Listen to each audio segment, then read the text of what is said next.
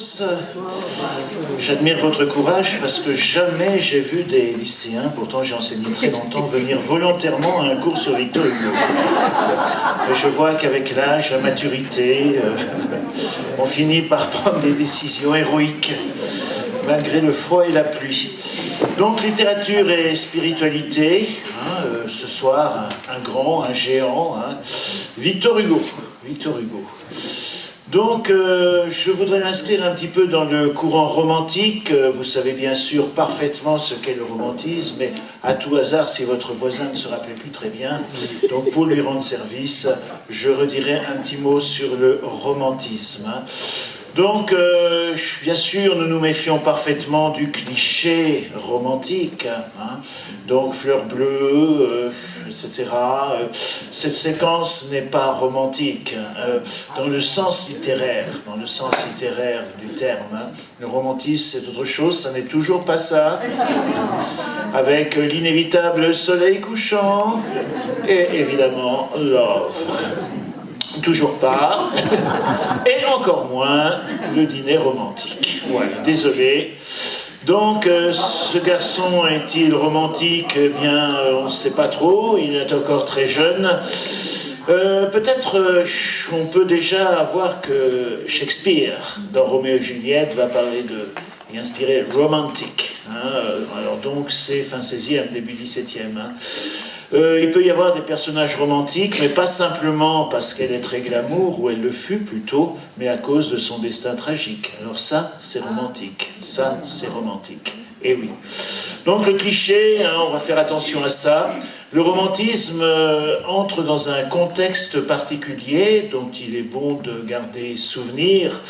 Donc ceci est évidemment la prise de la Bastille et la cessation de tous les privilèges, la nuit du 4 août, l'abolition des privilèges et la déclaration des droits humains. On ne dit plus les droits de l'homme parce que ça semblerait exclure le féminin.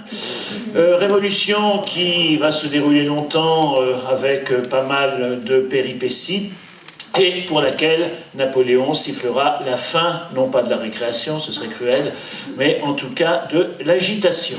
Alors on est quand même très français, puisqu'on est passé d'un mouvement populaire, etc., pour aboutir finalement, j'espère que je choque personne, à une dictature militaire. Bien.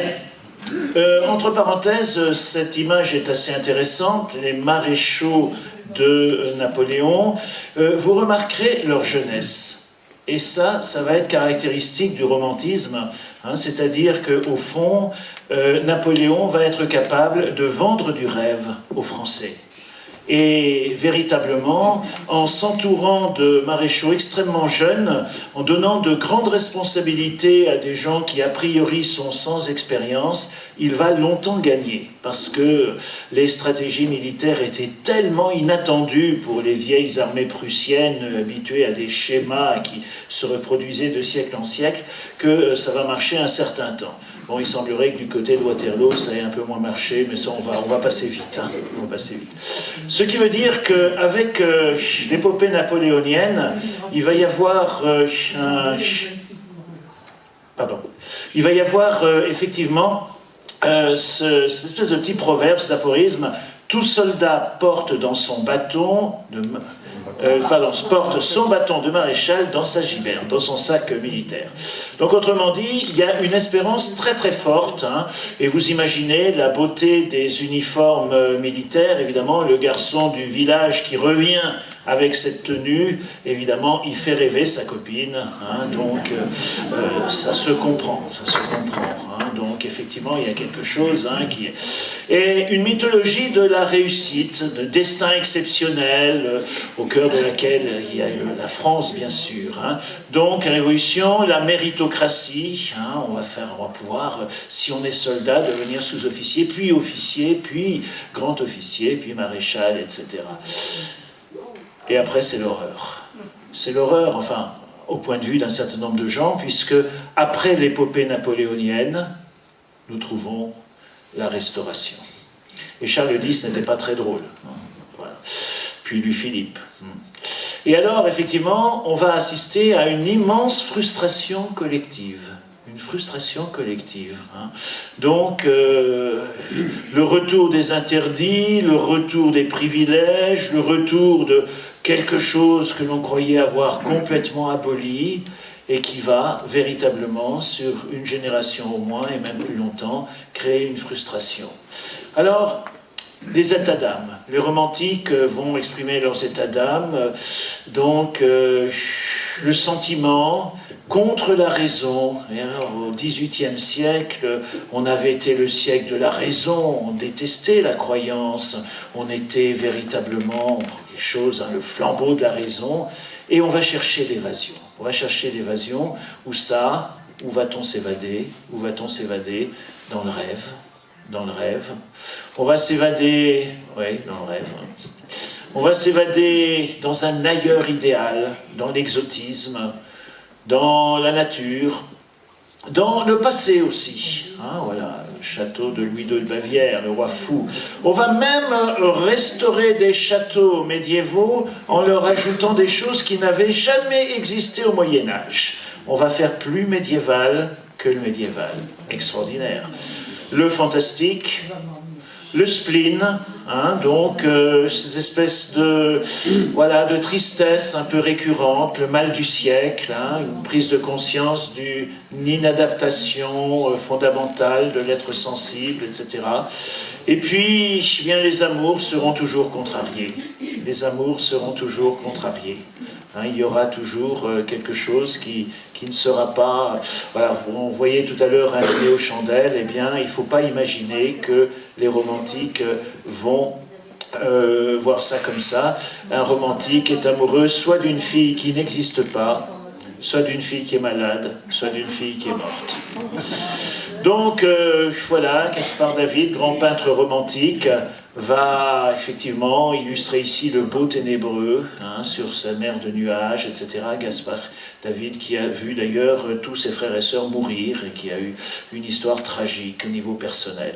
Donc on va aimer les ruines, on va aimer une nature torsadée, et puis quelque chose de très social. Quelque chose de très social, on va voir dans la Révolution, dans les mouvements populaires, quelque chose de magnifique. Alors, je suis dans littérature et spiritualité, je ne suis pas censé faire juste un cours sur le romantisme, et on va s'apercevoir que les romantiques vont réintroduire du spirituel. Après une époque qui s'était voulue très rationnelle, eh bien, on va retrouver des figures spirituelles. Ici, par exemple, la figure messianique est très christique dans Goya. Hein. On va être inspiré de nouveau par de belles histoires tragiques, ça c'est très romantique, mais de martyrs. Hein, donc ce moine, hein, qui est en train d'ensevelir la compagne d'Atala. Donc les martyrs, j'aime bien l'auréole ici. Hein. Donc, les martyrs, toutes ces figures-là vont... Et puis, eh bien, les ruines, voilà, toute une spiritualité qui fut, qui n'est plus, qu'on recherche, etc. Alors voilà, je sens que c'était pour inscrire Victor Hugo dans un contexte, hein, puisque on va toujours écrire par rapport à une époque. Victor Hugo. André Gide, lorsqu'on lui demandait quel était le plus grand poète français, répondait mi-admiratif, mi-ironique, Victor Hugo, hélas. Quant à Cocteau, il n'hésitait pas lui non plus à se moquer. Victor Hugo était un fou qui se prenait pour Victor Hugo. Alors c'est un personnage toujours un peu encombrant, admirable, agaçant, horripilant, magnifique, Victor Hugo, et au niveau spirituel, qui sera également assez inclassable finalement, mais qu'on ne peut pas catégoriser facilement, hein, ni récupérer, mais c'est pas plus mal. Donc lui-même va se présenter, je vais laisser la voix de Marinette présenter la naissance de Victor. Merci. Ce siècle avait 2 ans. Rome remplaçait Sparte, déjà Napoléon perçait sous Bonaparte, et du premier consul déjà par maint endroit, le front de l'empereur brisait le masque étroit. Alors, dans Besançon, vieille ville espagnole, jetée comme la graine au gré de l'air qui vole, naquit d'un sang breton et lorrain à la fois, un enfant sans couleur, sans regard et sans voix. Si débile qu'il fut, ainsi qu'une chimère, abandonné de tous, excepté de sa mère, et que son cou ployé comme un frêle roseau fit faire en même temps sa bière et son berceau. Cet enfant que la vie effaçait de son livre, et qui n'avait pas même un lendemain à vivre, c'est moi. La légende. Donc Victor Hugo va déjà nous introduire dans sa propre légende. Il est excellent en communication. Donc vous avez bien pensé que la bière, il s'agissait du tombeau, bien sûr. Hein. Et donc Victor Hugo va se présenter.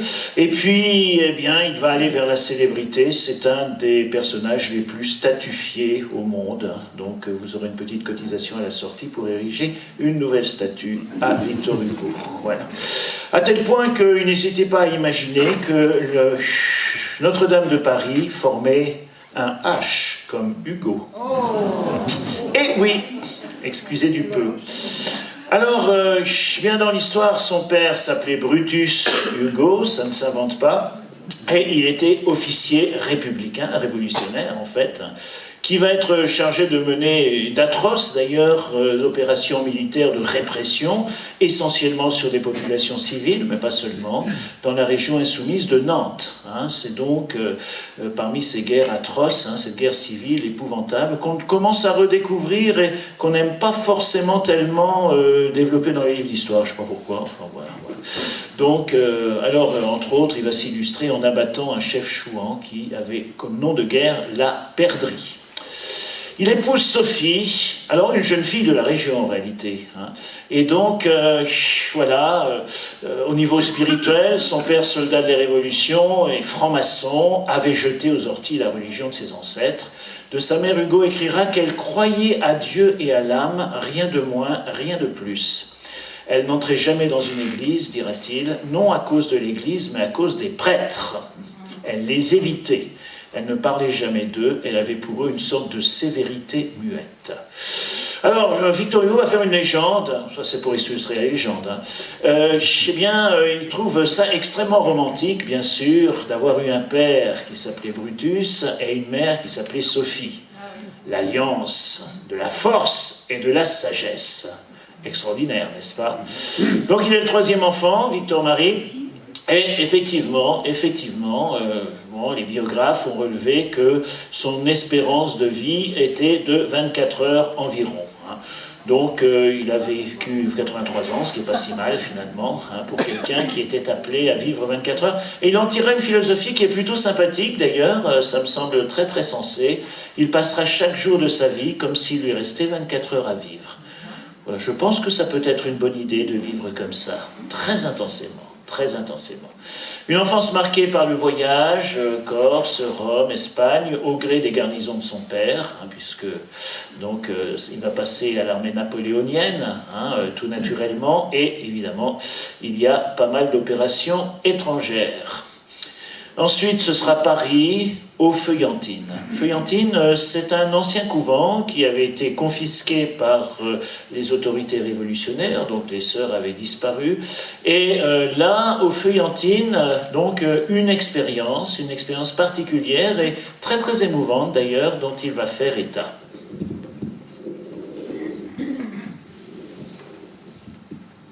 Aux Feuillantines. Mes deux frères et moi, nous étions tout enfants. Notre mère disait « Jouez !» mais je défends qu'on marche dans les fleurs et qu'on monte aux échelles. Abel était l'aîné, j'étais le plus petit. Nous mangions notre pain de si bon appétit que les femmes riaient quand nous passions près d'elles. Nous montions pour jouer au grenier du couvent et là, tout en jouant, nous regardions souvent sur le haut d'une armoire un livre inaccessible. Nous grimpâmes un jour jusqu'à ce livre noir. Je ne sais pas comment nous fîmes pour l'avoir, mais je me souviens bien que c'était une Bible. Ce vieux livre sentait une odeur d'encensoir. Nous allâmes ravis dans un coin nous asseoir. Des estampes partout. Quel bonheur, quel délire! Nous l'ouvrîmes alors tout grand sur nos genoux, et dès le premier mot, il nous parut si doux, qu'oubliant de jouer, nous nous mîmes à lire. Nous lûmes tous les trois ainsi tout le matin, Joseph, Ruth et Bose, le bon samaritain, et toujours plus charmés, le soir, nous le relûmes. Tels des enfants, s'ils ont pris un oiseau des cieux, s'appellent en riant et s'étonnent, joyeux, de sentir dans leurs mains la douceur de ses plumes. Voilà, il nous partage cette découverte improbable d'une Bible qui enchante leurs rêves dans la fratrie, leurs rêves d'enfants, qui suscite leur imagination, une découverte particulière et assez autodidacte d'ailleurs, hein, du spirituel que l'on peut trouver dans la Bible. Donc voilà, il paraît si doux qu'oubliant de jouer, nous nous mîmes à lire et charmer, etc. Alors, eh bien, le petit Victor va faire des études, il a quelques ambitions, on a retenu cette phrase célèbre qu'il prononce à 14 ans, « Je serai Chateaubriand ou rien ». Bon, c'était souvent plagié, hein, « Je serai ou rien hein, », donc voilà, vous pouvez transposer.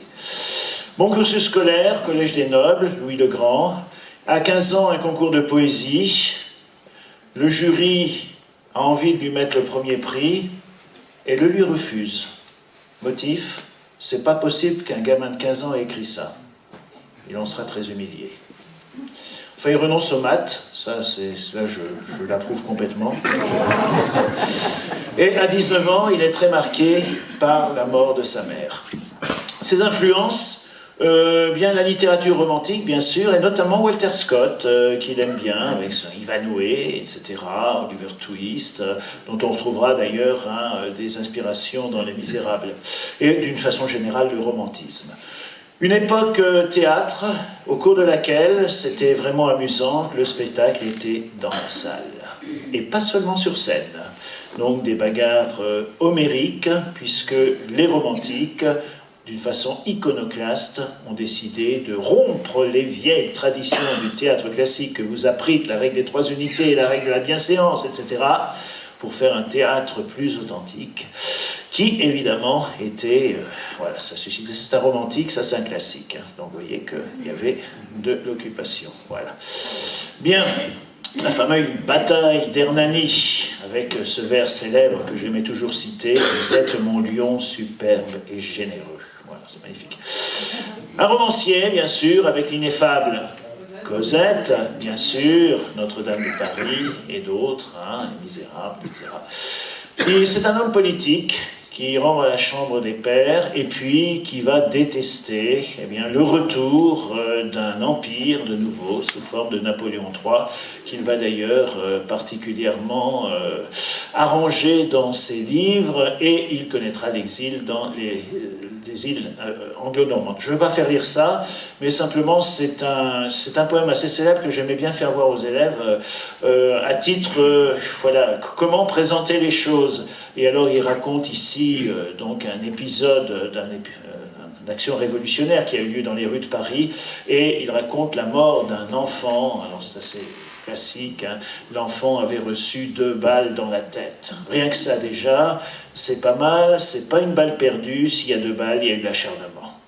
Et au final, eh bien, c'est Napoléon qui est le responsable. Voilà, un poème très engagé. Retour triomphal, donc, et finalement, donc, je vais un peu vite, le 22 mai 1885, un enterrement incroyable avec 2 millions de personnes qui suivent le cortège, d'après les estimations de la police et des organisateurs qui concordent, enfin je suppose. Voilà. Donc, dans son testament, je donne 50 000 francs aux pauvres. Je désire être porté au cimetière dans leur corbillard, ça n'a pas tout à fait été le cas. Je refuse l'oraison de toutes les églises, je demande une prière à toutes les âmes. Je crois en Dieu, je crois en Dieu. Voilà, Panthéon.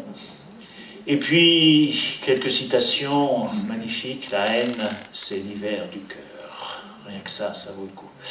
Alors, Peggy, eh bien, fait partie de ces auteurs très catholiques qui détestaient Victor Hugo et qui diront Hugo ne fut jamais chrétien, il ne l'était pas, vaguement panthéiste. Chrétien, c'est certainement ce qu'il fut le moins. Il ne le fut pas du tout. Merci Peggy. Donc, effectivement, habituellement, et en tout cas à l'époque, eh bien l'Église n'a pas du tout apprécié cet auteur. N'a pas du tout apprécié cet auteur. Et il y a même eu des protestations officielles des Églises pour cette sépulture officielle qui avait fait tant de... Voilà, remuer tellement de monde. Alors pourquoi ? Pourquoi ces protestations, etc. Eh bien, voilà, on va taxer Victor Hugo d'anticléricalisme, mais ce n'est pas faux, ça n'est pas faux. Donc, il n'aime pas la structure de l'Église. Du coup, d'ailleurs, ça se sent dans certaines de ses œuvres, notamment la personnalité torturée et parfaitement scandaleuse de Claude Frollo dans Notre-Dame de Paris. Donc c'est vraiment un affreux, Ouais. Et pourtant, vous vous rappelez certainement que dans Les Misérables, il y a une autre figure qui n'a rien à voir avec Claude Frollo et qui est Monseigneur Bienvenu. Donc, une invention narrative, c'est de la fiction narrative, mais là, on a une figuration d'un évêque, l'évêque de Digne, qui reçoit Jean Valjean d'une façon extraordinaire. L'évêque fixait sur l'homme un œil tranquille.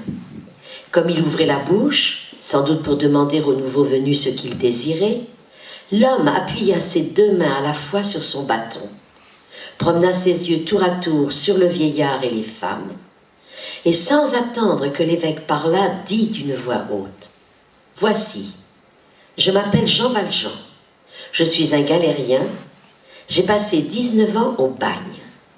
Je suis libéré depuis 4 jours et en route pour Pontarlier, qui est ma destination. 4 jours que je marche depuis Toulon. Aujourd'hui, j'ai fait 12 lieues à pied. Ce soir, en arrivant dans ce pays, j'ai été dans une auberge. On m'a renvoyé à cause de mon passeport jaune que j'avais montré à la mairie. Il avait fallu. J'ai été à une autre auberge. On m'a dit « Va-t'en ». Chez l'un, chez l'autre, personne n'a voulu de moi. J'ai été à la prison, le guichetier n'a pas ouvert. J'ai été dans la niche d'un chien. Ce chien m'a mordu et m'a chassé, comme s'il avait été un homme. « Madame Magloire, dit l'évêque, vous mettrez un couvert de plus. » L'homme fit 3 pas et s'approcha de la lampe qui était sur la table. « Tenez, reprit-il, comme s'il n'avait pas bien compris, ce n'est pas ça, avez-vous entendu? Je suis un galérien, un forçat, je viens des galères. » Il tira de sa poche une grande feuille de papier jaune qu'il déplia. « Est resté 19 ans au bagne, 5 ans pour vol avec effraction, 14 ans pour avoir tenté de s'évader 4 fois. Cet homme est très dangereux. Voilà, tout le monde m'a jeté dehors. Voulez-vous me recevoir, vous? Est-ce une auberge? Voulez-vous me donner à manger et à coucher? Avez-vous une écurie? Madame Magloire, dit l'évêque, vous mettrez des draps blancs au lit de l'alcôve. Madame Magloire sortit pour exécuter ses ordres. L'évêque se tourna vers l'homme. Monsieur, asseyez-vous et chauffez-vous. Nous allons souper dans un instant et l'on fera votre lit pendant que vous souperez.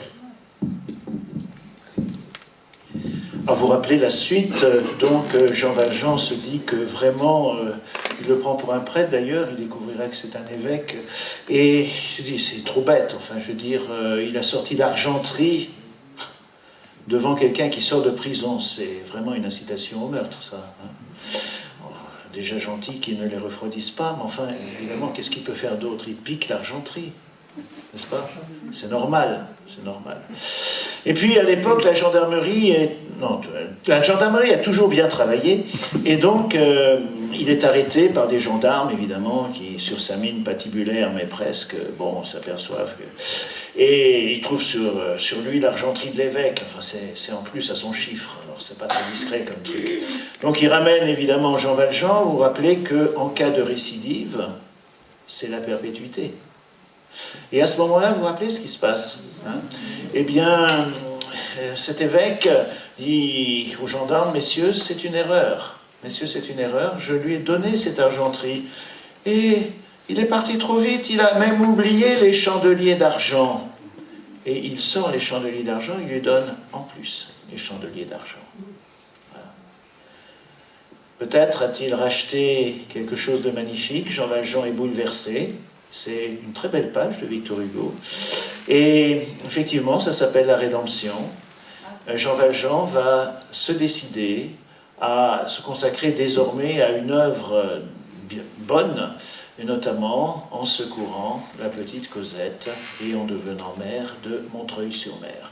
Donc voilà, un bel exemple ici, hein, effectivement. Et cette figure, voilà, elle est aussi quelque chose d'assez emblématique. Et moi j'aime bien l'idée que Victor Hugo est à la fois anticlérical et capable de décrire cette figure en fiction narrative qui est magnifique et qui a vraiment le goût de l'Évangile. Ça ne plaira pas à tout le monde. Jules Michelet, grand intellectuel, mais évidemment très radical dans ses positions, dira « Il y a eu cette année 2 choses qui m'ont fait bien mal. D'abord la mère de mon fils, ça se comprend, hein. La mort. Bah oui, la pauvre, j'ai dit la mère, quel lapsus. La mort de mon fils. Et puis le roman d'Hugo, Les Misérables. Comment il a fait un évêque estimable. Il faut être comme Voltaire, un ennemi de vos idées, de vos principes. Il faut peindre toujours comme un gueux, comme un coquin, comme un pédéraste. Ah oui, c'est sympa l'ambiance, hein, oui. Voilà. Bien. Alors, Victor Hugo, discours à l'Assemblée nationale, 15 janvier 1850. Toujours cet aspect critique, mais qui me plaît assez bien. Enfin bon, je ne sais pas si je devrais dire ça. Il y a un livre, c'est ces indignations très hugoesques. Hein. Ben, je vais peut-être le faire lire par Marinette, hein, ça sera encore mieux. Il y a un livre qui semble d'un bout à l'autre d'une émanation supérieure. Un livre qui contient toute la sagesse humaine, éclairée par toute la sagesse divine. Un livre que la vénération des peuples appelle le livre, la Bible. Eh bien, votre censure a monté jusque-là, chose inouïe. Il y a eu des papes qui ont proscrit la Bible. Et en plus, c'est vrai. C'est vrai. Donc, alors, on pourrait le classer comme protestant, finalement, mais toujours pas. Je crois que c'est quelqu'un d'inclassable, mais j'aime bien ce coup de gueule. Et effectivement, aujourd'hui, on offre des Bibles aux enfants qui vont faire leur confirmation, etc. Mais c'est bien comme ça qu'une voix extérieure vienne un peu nous rappeler qui on est, à nous les chrétiens. Enfin, c'est ce que je pense. Hein. Voilà. Donc, je pourrais dire que sa foi, en fait, était un moteur. Une foi pas récupérée par des églises, ça sûrement pas, et ça il le revendiquera jusqu'au bout. Une foi qui est capable de voir la beauté d'attitude, y compris dans des églises, mais une foi d'une grande liberté, une philosophie de vie. Le poète, le romancier, mais aussi l'homme politique fut tout entier façonné et transporté par une certaine conception de Dieu. Et ça, c'est d'autant plus remarquable que, rappelez-vous, un siècle avant, l'idée de Dieu faisait ricaner. Bon, à la limite, on pouvait être déiste ou théiste, hein, mais enfin, disons que c'était pas très très bien vu. Hein. Alors, c'est un critique qui disait ceci, j'aime assez bien aussi, il y a des catholiques qui ne pratiquent pas. Hugo était plutôt sur la question de la prière, par exemple, un pratiquant qui n'était pas catholique. Voilà. C'est pas mal ça. Hein. Dieu, l'âme, la responsabilité, cette triple notion suffit à l'homme. Elle m'a suffi, c'est la religion vraie. J'ai vécu en elle, je meurs en elle. Vérité, lumière, justice, conscience, c'est Dieu, Deus, dies. Je vais fermer l'œil terrestre, mais l'œil spirituel restera ouvert, plus grand que jamais. Voilà. Donc on ne s'est pas encadré par le catéchisme, mais c'est l'affirmation d'une espérance et d'un au-delà, etc. Alors ici, donc, un petit texte qui s'appelle « La prière ». J'avais devant les yeux les ténèbres. L'abîme qui n'a pas de rivage et qui n'a pas de cime était là, morne, immense, et rien n'y remuait. Je me sentais perdue dans l'infini muet. Au fond, à travers l'ombre, un pénétrable.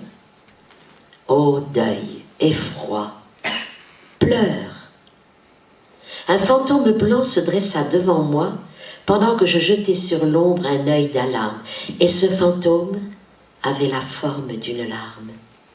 C'était un front de vierge avec des mains d'enfant. Il ressemblait au lys que sa blancheur défend. Ses mains, en se joignant, faisaient de la lumière. Il me montra l'abîme où va toute poussière, si profond que jamais un écho n'y répond, et me dit, si tu veux, je bâtirai le pont. Vers ce pâle inconnu, je levai ma paupière. Quel est ton nom, lui dis-je. Il me dit, la prière. Ah oui, c'est très très romantique, effectivement, mais c'est aussi, vous voyez, extraordinairement spirituel. C'est un chemin spirituel qu'il construit avec son inspiration romantique, poétique, avec toute son inventivité. Construire un pont, c'est magnifique. Alors, un autre texte qui est aussi assez célèbre, la prière pour tous.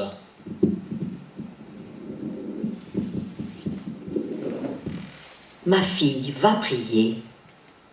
Vois, la nuit est venue. Une planète d'or là-bas perce la nue. La brume des coteaux fait trembler le contour. À peine un char lointain glisse dans l'ombre. Écoute, tout rentre et se repose. Et l'arbre de la route secoue au vent du soir la poussière du jour. Le crépuscule, ouvrant la nuit qui les recèle, fait jaillir chaque étoile en ardente étincelle. L'Occident amincit sa frange de carmin. La nuit de l'eau, dans l'ombre argente la surface. Sillons, sentiers, buissons, tout se mêle et s'efface. Le passant inquiet doute de son chemin. C'est l'heure où les enfants parlent avec les anges, tandis que nous courons à nos plaisirs étranges. Tous les petits enfants, les yeux levés au ciel, mains jointes et pieds nus, à genoux sur la pierre, disant à la même heure une même prière, demande pour nous grâce au Père universel. Et puis, ils dormiront. Alors, épars dans l'ombre, les rêves d'or, essaims tumultueux, sans nombre, qui naît au dernier bruit du jour à son déclin, voyant de loin leur souffle et leurs boucles vermeilles, comme volent aux fleurs de joyeuses abeilles, viendront s'abattre en foule à leurs rideaux de lin. Toujours un cadre très romantique, mais en même temps, certaine lucidité, tandis que nous courons à nos plaisirs étranges. On ne développera pas, hein? Voilà. Et cette prière des enfants, hein, beauté de la prière des enfants, des yeux levés au ciel, demande pour nous grâce au Père universel. L'intercession des enfants, leur pureté de prière, un moment unique, quelque chose de très beau. Et pourtant, en opposition avec ce que dit l'Église de l'époque. Pourquoi? Qu'y a-t-il ici qui va être jugé sévèrement, non plus aujourd'hui? C'est la place des enfants. Non, pas seulement. Pas seulement la place des enfants, mais une idée qui va sembler incongrue à cette époque-là, au temps de Victor Hugo. Personne ne voit? Oui, bien sûr, il y a la prière, l'attitude de la prière, mais il semblerait que la prière des enfants puisse sauver le monde, puisse sauver un petit peu, voilà, hein, dans leur innocence, la beauté de leur prière, etc. Mais à ce moment-là, eh bien... Oh, pardon, on a loupé une strophe. Ô sommeil du berceau, prière de l'enfance, voix qui toujours caresse et qui jamais n'offense, douce religion qui s'égaye et qui rit, prélude du concert de la nuit solennelle, ainsi que l'oiseau met sa tête sous son aile, l'enfant dans la prière endort son jeune esprit. Vous voyez toujours pas. Si, c'est une manière de dire que les intelligents, ils sont moins intelligents que les enfants. Ah oui, ça pourrait vexer le clergé, ça c'est vrai. Hein. Voilà. En fait, eh bien, on va avoir la définition... L'existence de l'âme? Non, du dogme de l'Immaculée Conception, par Pie IX. Et à ce moment-là, si Marie est Immaculée Conception, suivez bien le raisonnement, ça veut dire que les autres ne le sont pas, et sont marqués par la macule originelle. Depuis le péché originel, chaque enfant qui naît ne saurait être innocent, puisque on croit comme ça qu'il est innocent, mais il est marqué par le péché originel. Bon, j'ai un peu grossi le trait, hein, mais c'est assez étonnant, cette sensibilité pessimiste de l'Église de la Restauration, qui est une sensibilité janséniste, et très très fortement rigoriste de cette manière-là, ce qui fait que ce qui aujourd'hui nous semble un poème magnifique de candeur, hein, d'innocence, de dire mais c'est vrai, la prière des enfants, heureusement qu'il y a ça, et à l'époque on va dire mais pas du tout, les enfants sont marqués par le péché originel, ils ne peuvent pas avoir une prière innocente, c'est pas possible, vous voyez. Alors je crois qu'on est sorti de là, hein. Mais Victor Hugo avait piqué une rage quand il y a eu le dogme de l'Immaculée Conception. Alors, vous voyez, c'était un peu indirect hein, comme affaire, puisque ça n'enlève rien au mérite de la Vierge Marie, mais vous voyez l'extrapolation qu'on en faisait, hein, c'est-à-dire que s'il y a une Immaculée Conception, ça veut dire que le reste est maculé, et la macule, c'est une tache. Hein. D'accord, voilà. Bon, c'est assez intéressant là aussi parce que ce sont des voix qui vont voilà, faire progresser aussi les choses à leur manière. Et aujourd'hui, je ne crois pas qu'il y ait beaucoup de prédicateurs hein, qui, au moment du baptême d'un petit enfant, diraient « Oh là là, quelle horreur, il est marqué par le péché originel ». Mais je me rappelle toujours ce que ma mère, qui était devenue d'ailleurs un peu anticléricale après, racontait de sa propre enfance, un prédicateur qui, dans une assemblée de femmes catholiques, avait commencé son sermon de la façon suivante, en les regardant, qu'elles sont laides, qu'elles sont hideuses, qu'elles sont atroces, les suites du péché originel. Voilà, un effet littéraire. Hein. Enfin, voilà. Bon.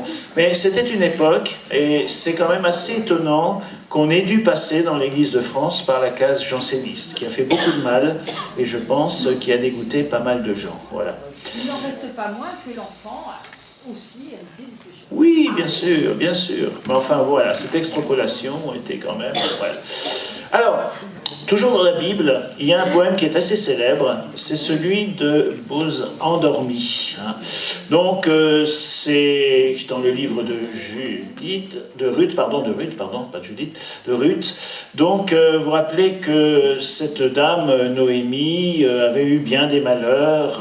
Elle avait dû s'exiler à la suite d'une famine. Elle était partie chez les Moabites, des gens qui n'avaient pas très bonne réputation pour Israël.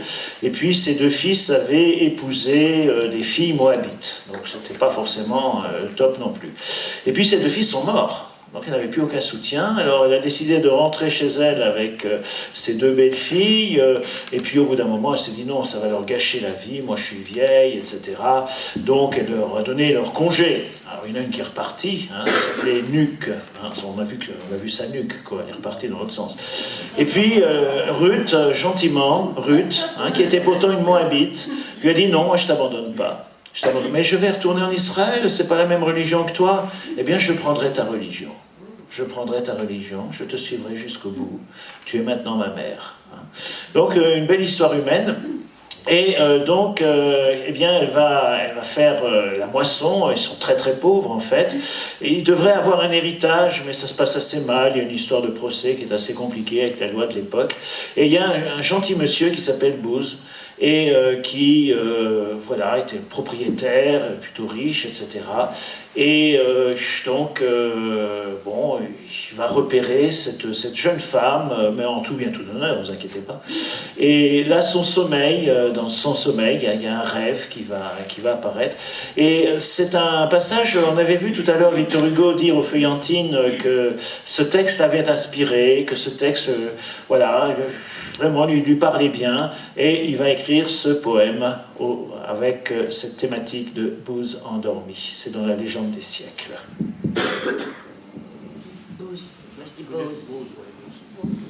Booz s'était couché de fatigue accablé. Il avait tout le jour travaillé dans son air, puis avait fait son lit à sa place ordinaire. Booz dormait auprès des boisseaux pleins de blé. Comme dormait Jacob, comme dormait Judith, Booz, les yeux fermés, gisait sous la feuillée. Or, la porte du ciel s'étant entrebâillée au-dessus de sa tête, un songe en descendit. Et ce songe était tel que Booz vit un chêne qui, sorti de son ventre, allait jusqu'au ciel bleu. Une race y montait comme une longue chaîne. Un roi chantait en bas. En haut mourait un dieu. Et Booz murmurait avec la voix de l'âme: comment se pourrait-il que de moi ceci vint? Le chiffre de mes ans a passé 80 et je n'ai pas de fils et je n'ai plus de femme. Voilà longtemps que celle avec qui j'ai dormi, ô Seigneur, a quitté ma couche pour la vôtre. Et nous sommes encore tout mêlés l'un à l'autre, elle à demi vivante et moi mort à demi. Une race naîtrait de moi. Comment le croire? Comment se pourrait-il que j'eusse des enfants? Quand on est jeune, on a des matins triomphants. Le jour sort de la nuit comme d'une victoire. Mais vieux, on tremble ainsi qu'à l'hiver le bouleau. Je suis veuf, je suis seule, et sur moi le soir tombe, et je cours pour mon Dieu, mon âme vers la tombe, comme un bœuf ayant soif, penche son front vers l'eau. Ainsi parlait Booz dans le rêve et l'extase, tournant vers Dieu ses yeux par le sommeil noyé. Le cèdre ne sent pas une rose à sa base, et lui ne sentait pas une femme à ses pieds. Pendant qu'il sommeillait, Ruth, une Moabite, s'était couchée aux pieds de Booz, le sein nu, espérant on ne sait quel rayon inconnu, quand viendrait du réveil la lumière subite. Booz ne savait point qu'une femme était là, et Ruth ne savait point ce que Dieu voulait d'elle. Un frais parfum sortait des touffes d'asphodèle, les souffles de la nuit flottaient sur Galgala. L'ombre était nuptiale, auguste et solennelle, les anges y volaient sans doute obscurément, car on voyait passer dans la nuit par moments quelque chose de bleu qui paraissait une aile. La respiration de Booz qui dormait se mêlait au bruit sourd des ruisseaux sur la mousse. On était dans le mois où la nature est douce, les collines ayant des lys sur leur sommet. Ruth songeait et Booz dormait. L'herbe était noire, les grelots des troupeaux palpitaient vaguement. Une immense bonté tombait du firmament. C'était l'heure tranquille où les lions vont boire. Tout reposait dans Ur et dans Jérimadette. Les astres émaillaient le ciel profond et sombre.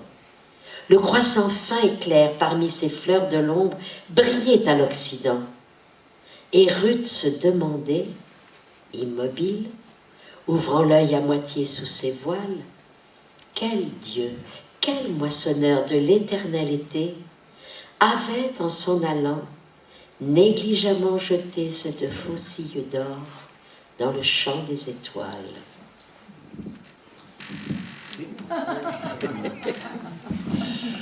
Alors, Booz était un villageois riche, âgé, célibataire, enfin veuf, généreux, et bien sûr, cette rencontre improbable sera une histoire d'amour. Chapitre 2 de ce livre. Et voici, Bose vint de Bethléem et il dit au moissonneur que l'Éternel soit avec nous. Ils lui répondirent que l'Éternel te bénisse. Et Bose dit à son serviteur chargé de surveiller les moissonneurs, à qui est cette jeune femme? Comment parler à l'époque, hein? Le serviteur chargé de surveiller les moissonneurs répondit, c'est une jeune femme moabite qui est revenue avec Noémie du pays de Moab. Donc tout le monde en parle. Eh bien tu sais, c'est une courageuse. Elle a demandé permission de passer derrière nous. Elle récupère ce que les moissonneurs ont laissé. Elle ne lève pas le nez de son travail. Elle est infatigable. Wow. Bon. Et alors Bose épousera Ruth, qui lui donnera pour fils Obed, qui est le père de Jessé, lequel était le père de David. Donc c'est le grand-père de David. Voilà. Voilà. Bon, c'est assez vite raconté dans la Bible. Alors il y a toute cette mise en œuvre qui est magnifique. Enfin, je veux dire, il est inspiré véritablement de ce passage biblique. Et en même temps, je disais qu'il était inclassable, eh bien, il va pratiquer le spiritisme, évidemment, ce qui lui sera très reproché. Alors pourquoi on pense que cette attirance pour le spiritisme est due à son immense douleur pour la mort de sa fille, Léopoldine. Voilà. Et donc, c'est atroce d'ailleurs, parce que, vous savez, ils étaient en voyage de noces, et puis ils ont voulu faire un petit tour sur la Seine, je crois, et le canot était mal lesté, enfin je sais pas, il y a eu un problème avec le bateau qui s'est retourné.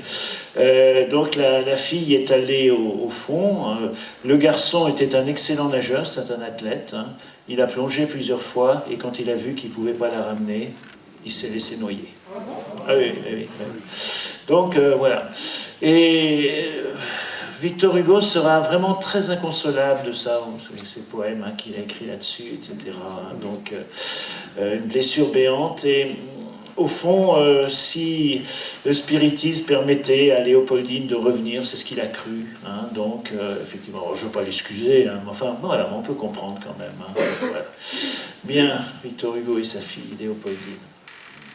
Écrit en bas d'un crucifix, pour quelqu'un qui est censément anticlérical, voire même très mal perçu par les autorités religieuses, il y a quand même des lignes magnifiques. Vous qui pleurez, c'est à propos du crucifix, venez à ce Dieu car il pleure. Vous qui souffrez, venez à lui car il guérit. Vous qui tremblez, venez à lui car il sourit. Vous qui passez, venez à lui car il demeure. Ça, c'est très bien. Ça, c'est quand même magnifique. Ça pourrait être écrit par un catholique extrêmement fervent, sans problème. Ouais. Voilà. Voilà, alors à titre posthume, un poème qui a cette particularité d'être inachevé. C'est dans les tout derniers écrits qu'il a pu composer. Astre, monde, soleil, étoile, apparence, masque d'ombre de feu, face des visions, globe, humanité, terre, création, univers où jamais on ne voit rien qui dorme, point d'intersection du nombre et de la forme, choc de l'éclair, puissance, et du rayon, beauté, rencontre de la vie avec l'éternité. Ô fumée, écoutez, et vous écoutez, âme qui seule resterait étant souffle et flamme, esprit pur qui mourrait et naissait tour à tour. Dieu n'a qu'un front lumière et n'a qu'un nom amour. Dieu, l'océan d'en haut. Fragment inachevé. Dieu n'a qu'un nom, amour. C'est achevé, ça? Voilà, Ça, c'est Victor Hugo. Donc, voilà, c'est aussi un éveilleur de conscience. Je crois que son livre des Misérables et ses autres œuvres, Claude Gueux notamment, ont fait avancer aussi les consciences. C'est aussi une façon de vivre une spiritualité active. Un homme habité, c'est ce que j'ai trouvé en lui. Un homme inclassable, mais c'est peut-être bien qu'il y en ait aussi, à mon avis. Et quelqu'un, en tout cas, qui a su trouver, chercher, expérimenter un chemin spirituel unique, qui peut aussi, encore aujourd'hui, nous éclairer. Merci.